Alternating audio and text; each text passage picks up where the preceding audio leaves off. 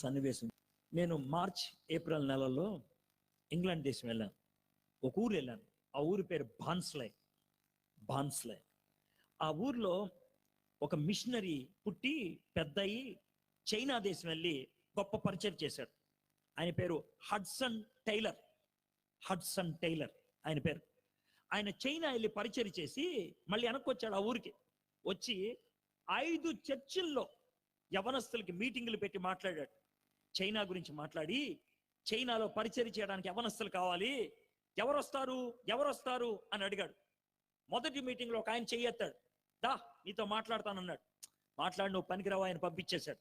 2వ మీటింగ్ ఒక్కడే, 3వ మీటింగ్ ఒక్కడే, 4వ మీటింగ్ ఒక్కడే, 5వ మీటింగ్ చివరిది ఒక్కడే చెయ్యెత్తాడు. హడ్సన్ టైలర్ అతను పిలిచి, అరే 5 మీటింగ్లో నువ్వు ఒక్కడవే చెయ్యెత్తుతున్నావు, నువ్వు పనికిరావయ్యా ఈ పరిచర్యకి అని అన్నాడు. ఎందుకు సార్, ఎందుకు పనికిరానంటే, నీకు ఎలా చెప్పాలి? చైనా దేశంలో కమ్యూనిస్ట్ నాయకులు ఉంటారు, కరుకోటకులు, మూర్ఖులు, దుర్మార్గులు, దుష్టులు. పరిచర్య చేస్తుంటే ఎవరిని అడగకుండా చిత్త కొట్టేస్తారు, చంపేస్తారు. అయితే ఏం చేయమంటారు సార్? అయితే పరిగెత్తుకుంటూ వెళ్ళిపోవాలి. ఆ పరిచయం చేయడానికి వచ్చినప్పుడు పోలీసులు వస్తే నువ్వు పరిగెత్తలేవు, అందుకే నువ్వు పనికిరావు అని అంటే,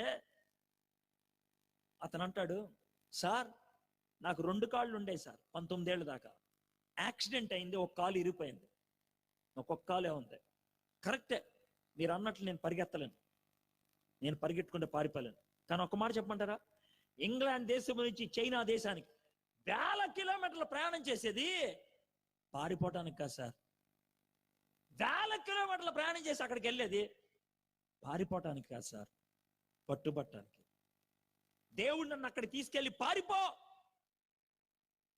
అని చెప్పడు.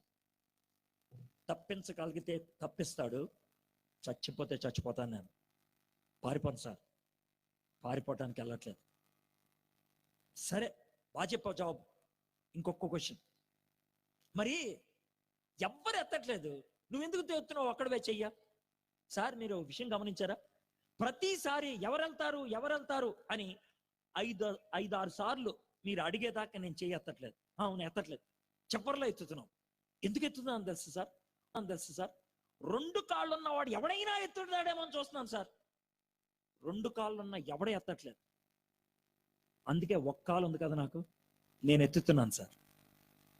నీకు 2 కాళ్ళు, 2 చెవులు, 2 చేతులు, 2 కళ్ళు, ఒక ముక్కు, ఒక నోరు, ఒక ఆరోగ్యం, ఒక కుటుంబం, ఒక ఆస్తి, ఒక తలాంతు, ఒక వరం, అన్నీ ఉన్నాయి. పనికి మాలిన జీవితం, నిరుపయోగమైన జీవితం. దేవుడిని ఎంక చూసి అడుగుతాడు, ఇంకేమేమంటావు? నీకు ఇంకేం చేయమంటావు? నన్ను ఏం జవాబు చెప్తావు? అతని పేరు జార్జ్ స్టాట్. ఆ వ్యక్తి పేరు ఒంటికాల జార్జ్ స్టాట్. 1880వ సంవత్సరం చైనా దేశంకి వెళ్ళి పరిచర్య చేస్తే ఎంత గొప్ప పరిచర్య అంటే, 40 ఏళ్ల పరిచర్యలో 1800 మందికి బాప్తిస్మ ఇచ్చాడు ఆయన. 1800. చైనా మొత్తంలో అతి ఎక్కువ క్రైస్తవులు ఉన్న ఊరి పేరు జాన్యూ. ఆ ఊరే ఇతను వెళ్ళిన ఊరు. ఆ ఊరు ఆయన పరిచర్య చేశాడు. ఒంటికాల జార్జ్ స్టాట్. విశ్వాసం, తాను నమ్ముకోగలిగింది దేవుణ్ణి మాత్రమే. నమ్మి వెళ్ళాడు,